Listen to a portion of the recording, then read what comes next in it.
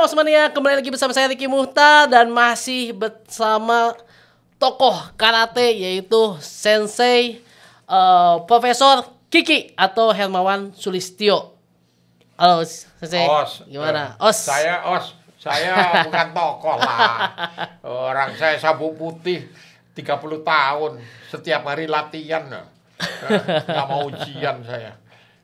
Ya, memang kalau zaman dulu tuh latihan itu panjang ya, beda sama sekarang. Kalau sekarang itu kan kayaknya ada yang 2 tahun, 3 tahun sabuk hitam gitu kan, bahkan ujian Q-nya cepet, loncat. Kadang-kadang kuda-kuda masih belum kokoh gitu kan, udah lulus. Nah, sedangkan kan Sensei kan 31 tahun baru sabuk hitam nih. Ya. Menurut Sensei gimana sih karate dulu sama sekarang gitu? Ya, kalau dulu kan kita budo karate ya. Budo karate itu martial arts, seni bela diri. Jadi memang untuk bela diri, sehingga latihan itu kihong tiap hari gitu. Ingat kata-katanya, seperti kata-katanya tokoh kungfu itu siapa? Bruce Lee. Bruce Lee. Iya. Dia bilang, saya tidak takut dengan lawan yang latihan 1000 jenis pukulan. Saya lebih takut pada lawan yang hanya latihan 1 jenis pukulan tapi 1000 kali mukulnya.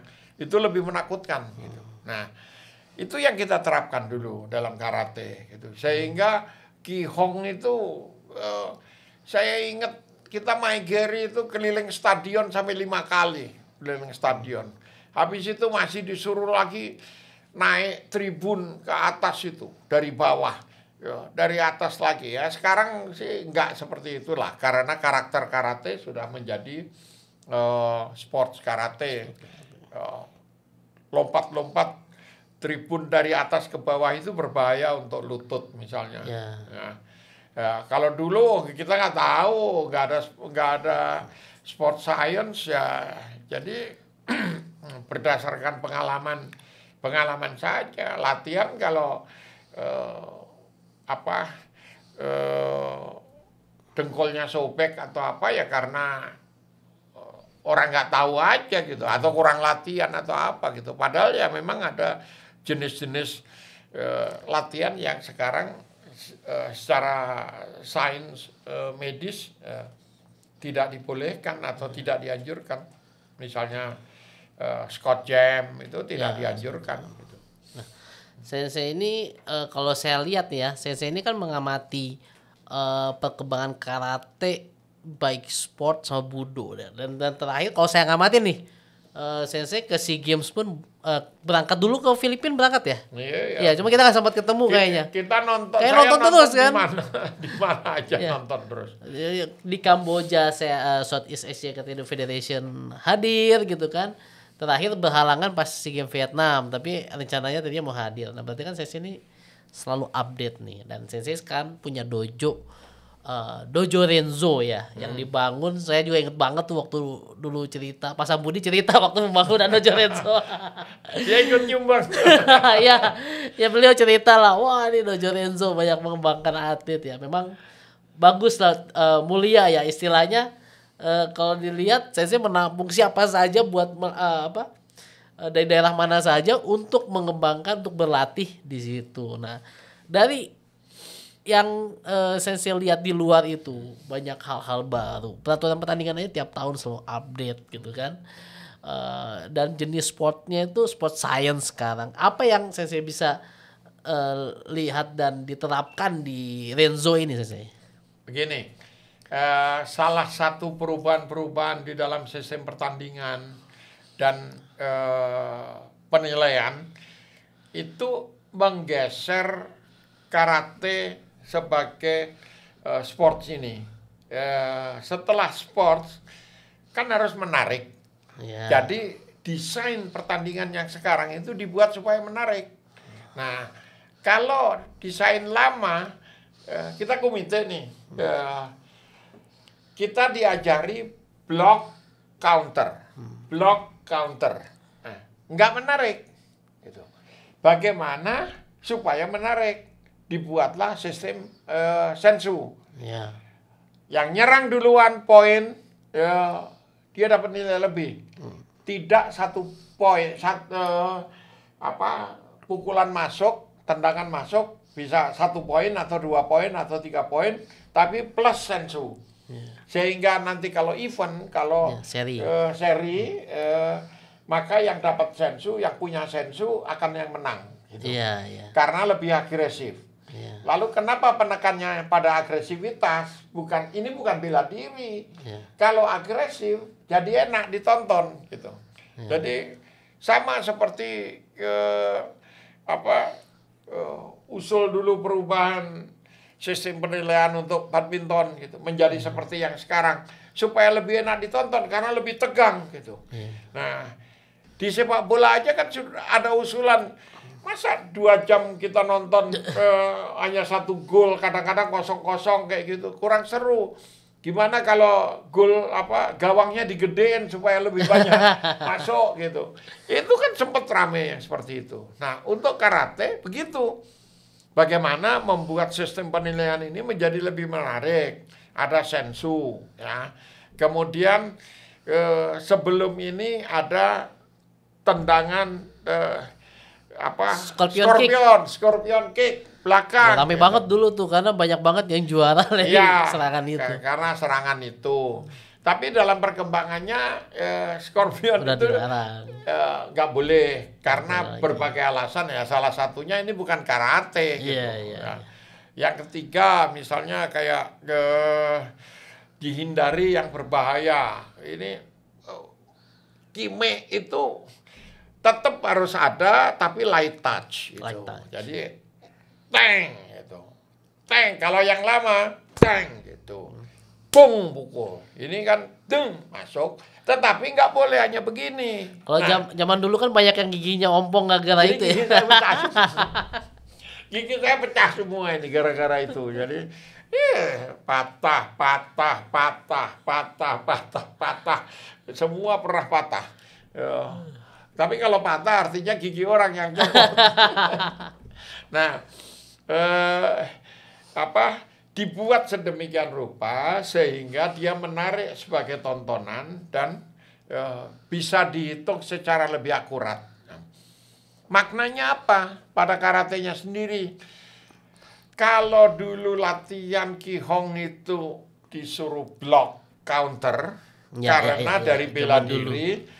Gedan bare Gyakuchuki, Ageuke Gyakuchuki, sekarang enggak. Gyakuchuki aja, enggak usah Ageuke. Kenapa?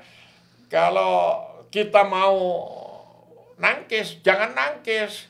Didahului Gyakuchuki, jadi adu cepat. Bang ya, gitu. adu cepat. Nah, satu. Lalu yang kedua, ini membuat sistem pelatihan harus berubah. Nggak bisa saya ngelatih Gedan bare Gyakuchuki terus minta anak-anak saya juara. Dia latihan Gedan bare Gyakuchuki begitu di Maegeri jebol. Sekarang Maegeri pun tidak bisa, sulit sekali dapat poin. Karena apa? Nggak bisa indah. Maegeri tek gitu, kesenggol dikit seperti keblok sudah nggak dapat poin gitu. Nah, sehingga poin yang paling tinggi itu mawashi atau uro mawashi karena paling gampang ngambil kepala. Iya. Nah, atau saya menyebut makong, mawashi bokong. Karena poin juga lewat diambil belakang kena bokong itu poin, dua poin gitu. Nah, dengan metode yang baru ini di dojo saya latih hanya gerak-gerak yang menghasilkan poin. Contoh yang lain dulu ya, misalnya di karate itu tidak ada menghindar dulu. Tangkis serang. Sekarang kalau lihat mainnya Agayev misalnya, juara dunia berkali-kali itu, dia menghindar, dipukul menghindar, badannya menghindar. Kayak boxing ya. Kayak boxing. Nah, artinya harus ada latihan kelenturan.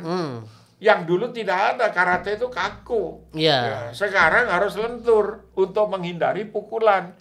Nah, ini berubah terus. Kalau kita nggak pernah nonton di kejuaraan internasional, ngelatihnya masih gedan bare kiaku cuki, lalu menuntut Orang udah kemana gitu ya, orang ini udah masih itu aja. gitu. Ya. Ini ya memang ini situasi yang terjadi ya, memang kenyataannya terjadi bahwa teknik pun berubah ya.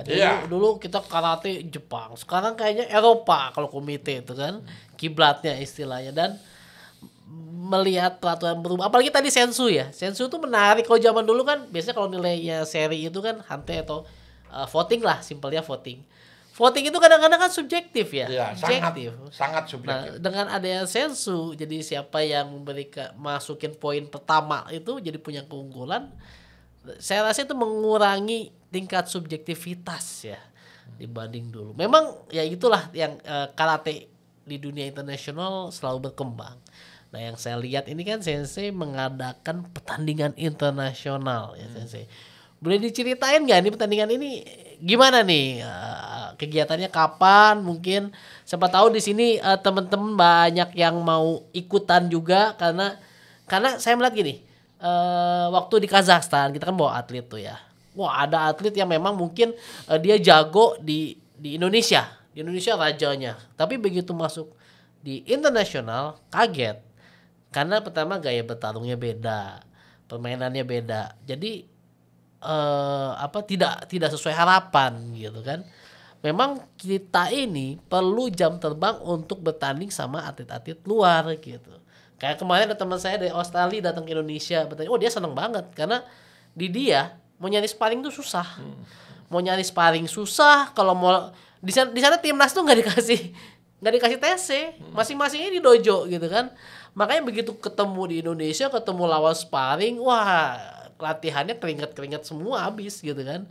Nah, sedangkan Sensei bikin acara internasional, mengundang juga atlet-atlet luar untuk hadir di sini, rasanya cukup bisa membangkitkan prestasi karate Indonesia gitu kan. Nah, mungkin Sensei bisa sharing mengenai kegiatan Sensei yang akan datang ini. Nggak, begini, kalau mau membangkitkan prestasi Indonesia mungkin nggak sejauh itulah. Saya hanya ingin memberikan pengalaman pada anak-anak kita, suasana, nafas dalam suatu kejuaraan internasional itu seperti apa. Karena yang terdekat kalau ke luar negeri itu kan mahal. Ya. Dulu masih ada Silent Night, masih ada Milo di Singapura, di Malaysia itu dekat, murah, masih murah. Sekarang nggak ada lagi yang atau masih ada, saya nggak tahu, tapi sudah tidak rutin. Nah, yang terdekat itu ke Thailand. Thai Open nanti bulan Agustus. Nah, jadi saya berpikir sebelum sampai ke sana, mari kita semacam seperti seleksi atau pengalaman. Nanti juara-juaranya, juara dalam tanda petik ya. Saya mau yang juara, tapi yang punya kelebihan kita anggap bisa kita angkat sampai ke internasional. Kalau juara tapi belum punya kemampuan internasional, nanti kita train dulu, kita latih dulu. Atau dia hanya kalah 1/4 detik terakhir gitu. Seperti Nabet waktu di Papua. PON kemarin. Itu 1 detik terakhir aja dia kecolongan. Padahal sudah pasti juara, harusnya juara kan gitu. Nah, yang seperti itu saya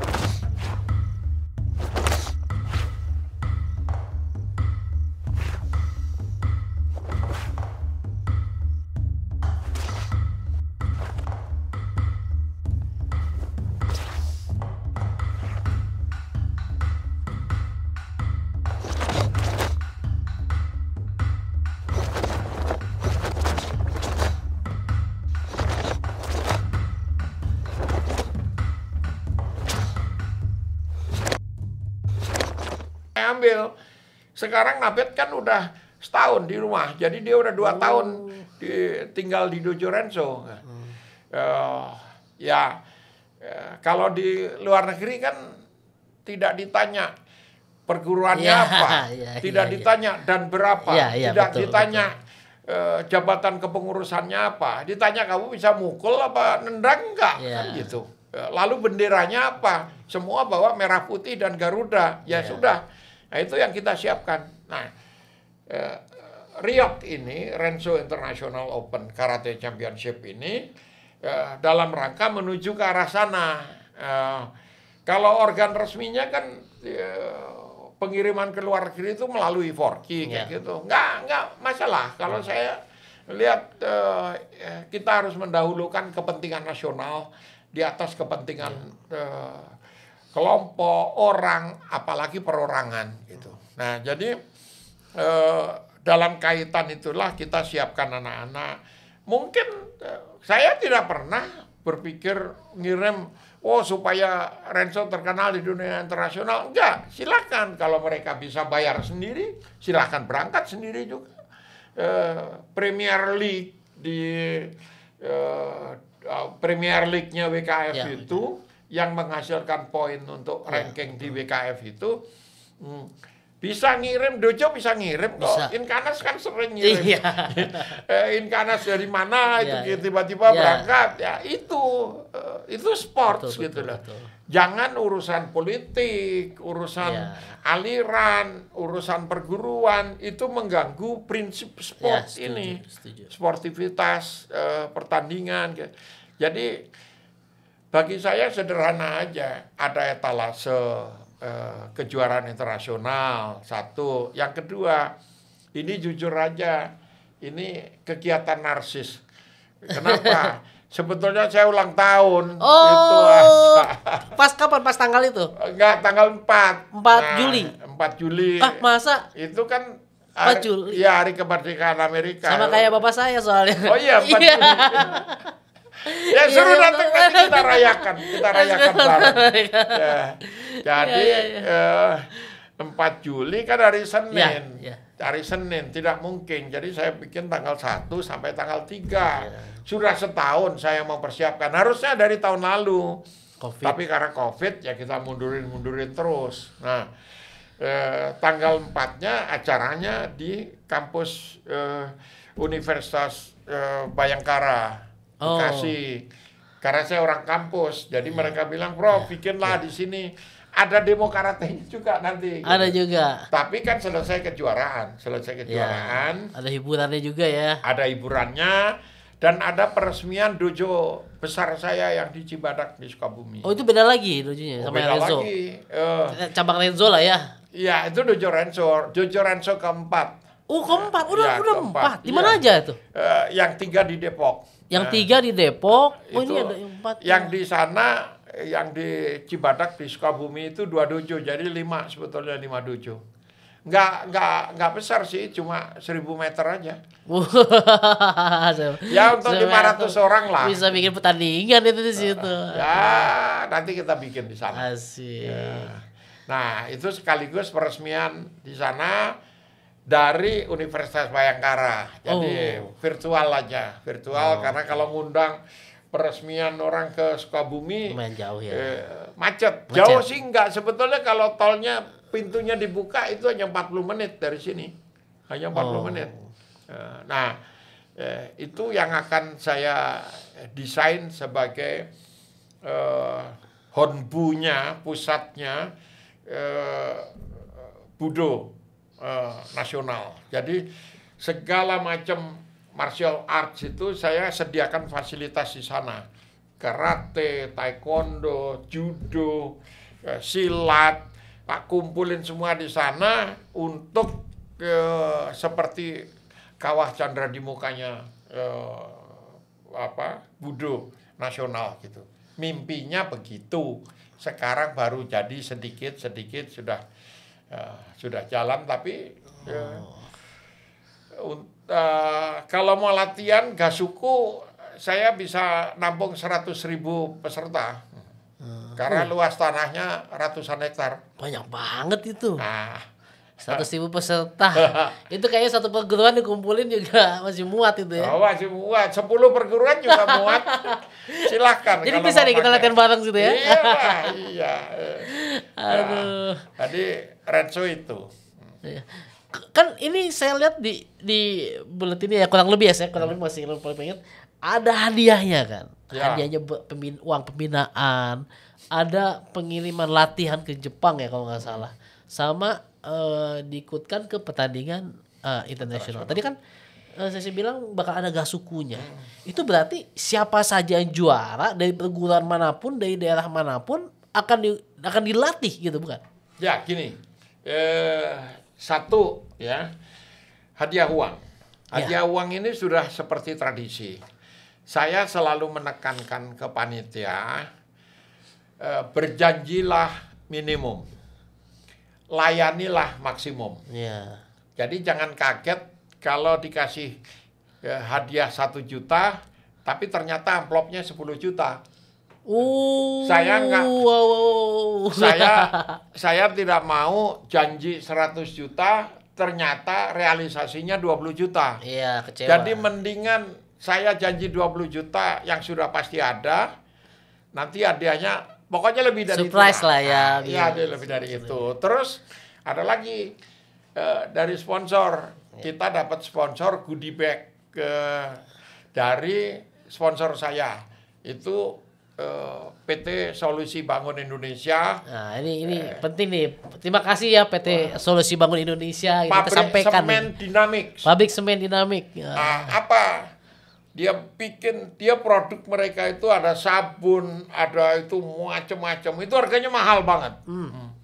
Dia bikin goodie bag. Jadi nanti juaranya itu selain medali, piala, dia dapat gitu. Saya bilang buatlah sebanyak-banyaknya sampai dia nggak bisa megang, biar wah, kan dia bawa tas di sini, bawa piala di sini, bawa itu sampai dia bingung gitu bawanya.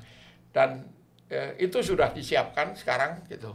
Jadi nanti dari Semen Dynamics itu baru satu. Nanti lihat yang lain. Pokoknya seluruh tubuh juara itu saya gantungi hadiah-hadiah, hadiah-hadiah. Lalu yang kedua, karena ini karate, hadiahnya jelas pertandingan keluar. Pertandingan. Tapi kalau ada 360 juara 1 sampai juara 3 untuk seluruh kelas, nggak mungkin lah saya berangkatkan semua. Ya, dipilih. Jadi, ya, pilihannya. Urutan yang adil. Dan semua akan kebagian dalam periode 1 sampai 2 tahun. Gitu. Satu. Sehingga bulan Agustus nanti kita akan ada yang kita kirim ke Thailand. Lalu bulan Oktober itu kalau jadi ada Japan Open itu ke sana. Nah, untuk para pelatihnya, pelatih yang dianggap favorit, pilihan wasit. Tuh, pilihan pelatih-pelatih tuh dengerin tuh. Pilihan wasit dan pilihan peserta kita ikutkan, ya terserah nanti ada berapa yang dipilih. Nah, kita bikinkan workshop dengan salah satu afiliasi organisasi karate di Jepang, latihan seminggu gitu, 2 minggu. Saya ada rumah di sana, jadi gampang orang anak-anak di sana tinggal di sana kan. Berarti boleh dong kalau saya ke Jepang nginep sana. Boleh, sangat boleh. Tapi anak saya pelit. Jadi, kenapa rumahnya 3 lantai? Saya hanya punya 1 lantai paling bawah karena saya beli dari anak saya. Tapi kalau datang asal kasih tahu. Rumah Jepang kan kecil-kecil ya, tapi 3 lantai sih. 3 lantai. Kalau datang silakan. Silakan. Nggak usah, daripada bayar hotel, mending kita bisa makan-makan gitu. Nah, itu kita kirim ke sana. Tapi Airbnb juga murah-murah. Saya sering bawa kawan-kawan ke Jepang gitu ya. Mari kita latihan. Kalau punya affiliate member JKE itu bisa latihan di JKE Honbu Dojo-nya di Idabashi.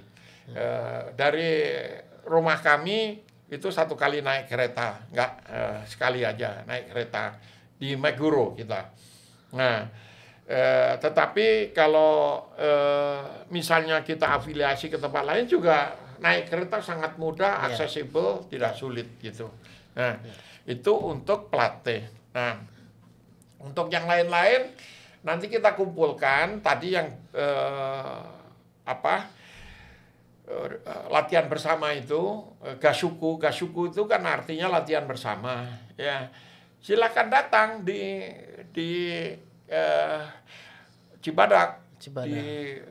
Tadi saya pakai itu baju Renzo Educational Park. Googling aja, di Google aja ada fasilitas penginapan. Sementara sih baru sekitar 100 orang bisa kita tampung, tapi kalau selesai bangunannya yang lain-lain, saya targetkan tahun depan untuk Riok yang kedua, Renzo International Open yang kedua itu bisa menampung sampai 1.000 orang. Sampai 1.000 orang. Jadi kita bikin di sana bisa main, ada kolam renangnya, ada water park untuk 500 orang. Besar. Yang ikut pertandingan boleh pakai fasilitas. Boleh. Ada kolam yang lebih kecil itu kira-kira 5 meter per 10 meter persegi, dan ada temannya. Ada buaya di situ. Ada buaya. Ya. Jadi yang mau berenang dengan buaya namanya gimin. Namanya gimin buaya itu. Silakan berenang di situ. Kalau mau sama kambing banyak, ada 100 kambing di sana gitu. Jadi kalau mix farmingnya yang modern, yang ini kita ada juga gitu. Jadi kalau mau jogging bisa keliling bukitnya itu sampai Jontor. Karena luas sekali. Nah, ada kafenya, jadi nggak usah takut. Kafenya sangat nyaman. Itu saya kasih nama Cafe Suisse, karena hanya di Swiss yang ada pemandangan seperti itu. Dan nanti bulan Desember sudah mulai berbunga tabebuya. Apa itu? Tabebuya itu sakura tropis. Sakura tropis. Nanti saya bilang tidak perlu ke Surabaya, karena tabebuya itu adanya di Surabaya. Dan jangan ke Tokyo. Hanya nonton sakura. Pergilah ke Cibadak, semua ada di situ. Nah, kita jamin ada makan enak, sehat, murah, tidur di situ. Mau camping juga panahnya luas sekali, tapi hati-hati. Kenapa? Banyak ular kobra karena endemik. Jadi yang suka dangerous my business, boleh coba-coba di situ. Gitu. Ada kijang, ada macam-macam gitu. Ada musang yang jinak, musangnya gendut sekali, lucu gitu. Jadi anak-anak bisa main. Ada ratusan burung merpati yang bisa kita kasih makan, bisa ini. Pokoknya resort. Dan sampai sekarang masih gratis. Jadi kalau mau ke sana masih gratis. Nggak usah bayar. Asik. Nanti bayar. Bayar. Tapi kalau mau Gashuku bertanding di sana, ya gratis bagi peserta Gashuku. Asik. Ini menarik ya. Jadi ini Riok Renzo International Open Karate Championship yang pertama. Bakal ada yang kedua gitu kan. Ya mudah-mudahan. Insya Allah kalau saya masih hidup. Insya Allah lah ya. Apalagi kalau dilihat hadiahnya seperti ini, kayak peminatnya banyak sekali gitu kan. Kapan lagi pelatih bisa ke Jepang, atlet bisa berangkat ikut pertandingan gitu kan. Wah, saya sangat mendoakan lah ini sukses, dan kalau bisa jangan cuma kedua, ketiga, keempat, kelima, dan seterusnya, dan tiap tahun ya. Tapi ingat ya, kami berjanji minimum, kami memberi maksimum gitu. Misalnya yang peserta dari luar negeri, hotel gratis. Hotel gratis? Hotel gratis untuk dari luar negeri. Hotel, transportasi? Gratis. Gratis juga? Kita sediakan, kami ada 30 mobil untuk melayani peserta. Nah, ini jadi kebetulan kan teman-teman saya ada di luar nih. Jadi kalau ingin ikut partisipasi, yang biaya yang perlu dia bayarkan cuma pesawat. Sama udah pesawat aja. Pesawat aja? Iya. Makan berarti gratis? Kalau makan di lokasi kan gratis. Makan di lokasi gratis. Pokoknya peserta luar negeri saya manjain deh. Gitu. Oh luar biasa. Jadi kalau ada peserta Indonesia yang pengen dapat fasilitas yang sama, pindah dulu ke India, baru ikut gitu. Nanti saya sediakan. Pindah ke India itu effortnya gede banget. Ya. Oke, ini menarik. Jadi mereka cuma biaya pendaftaran kali ya? Ya.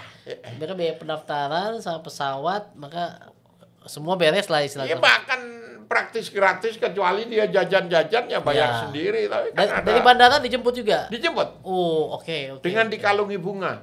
Dikalungi bunga. Oke, kalau gitu saya akan langsung sosialisasikan teman-teman saya yang di luar nih. Ya. Karena menarik ya seperti yang saya bilang tadi, mereka kadang-kadang kekurangan teman sparring. Nah mereka kan seneng dapat banyak sparring. Ini event ini dari usia dini atau dari? Pemula. Saya nggak ngikuti teknis karena itu urusan panitia. Oke. Tapi sampai ke senior ya? Di usia dini nggak ada. Oh, usia dini nggak ada. Praudin nggak ada, usia dini nggak ada. Oh, oke. Tapi senior ada lah ya? Ada. Oke, karena biasanya dari luar itu yang bisa senior. Ini senior. Wow, ini menarik. Nah, ini langsung aja nih, kalau mau daftar, ini kemana? Boleh kasih tahu infonya nggak nih?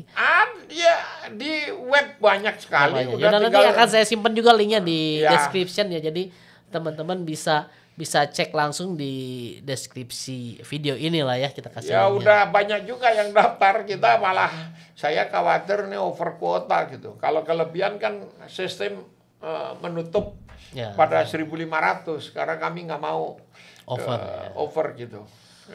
Kami nggak nyari uang kok dengan kejuaraan ini. Kami hanya memberikan pelayanan. Jadi kita banyak sekali kita berikan untuk peserta. Oke. Minum air putih mungkin ya kita semua mau gratis. Masalahnya kan ada vendor yang jualan makanan. Ya, jadi kita jaga supaya jangan sampai mematikan mereka gitu loh. Ya, make sense sih, Tapi kalau buat yang nggak mampu, jangan itu jadi kendala lalu nggak datang, nggak bertanding. Apalagi kalau punya potensi juara. Kata Siang Elong Chandra, dia nanya, saya kirim undangan, dia nanya, Ki, lo mau Inkanas juara umum, gua juara umum, atau banyak yang ikut, tapi nggak juara umum.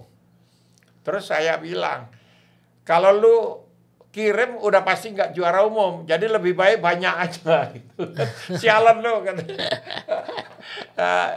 Jadi biar suasananya tuh enak, dan saya bikin nanti desain tempat olahraganya pun akan beda sama sekali. Jadi, tidak ada yang serem-serem gitu, misalnya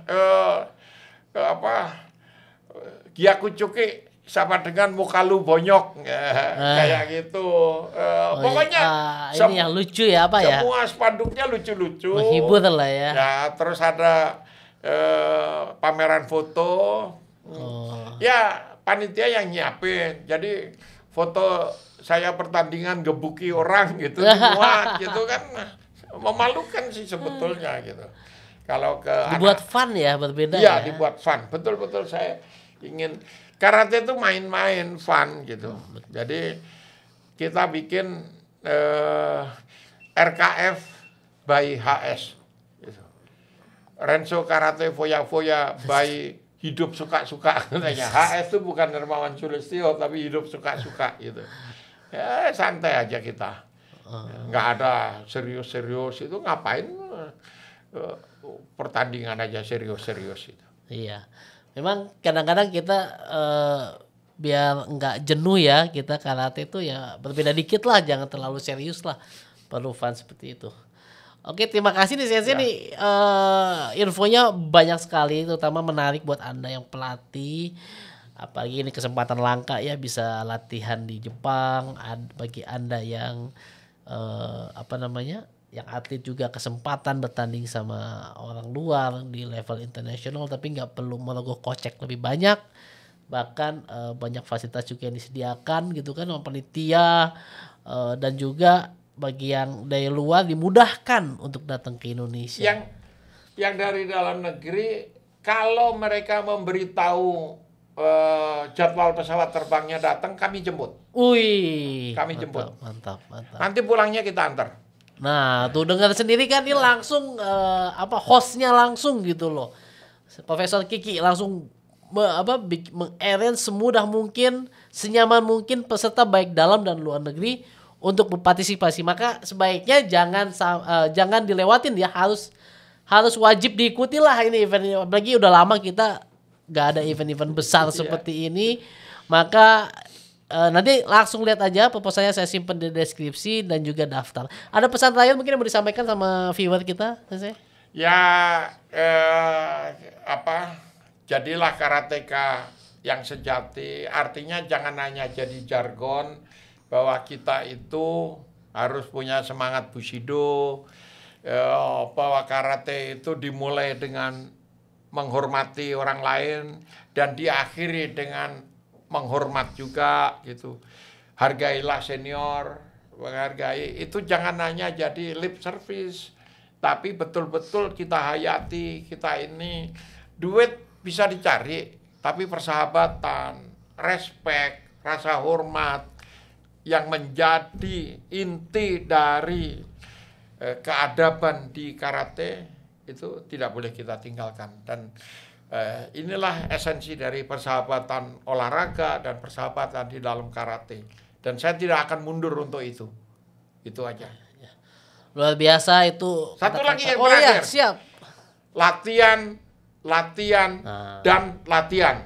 Hanya kematian yang bisa menghentikan kita berlatih. Itu. Wah, mantap, mantap.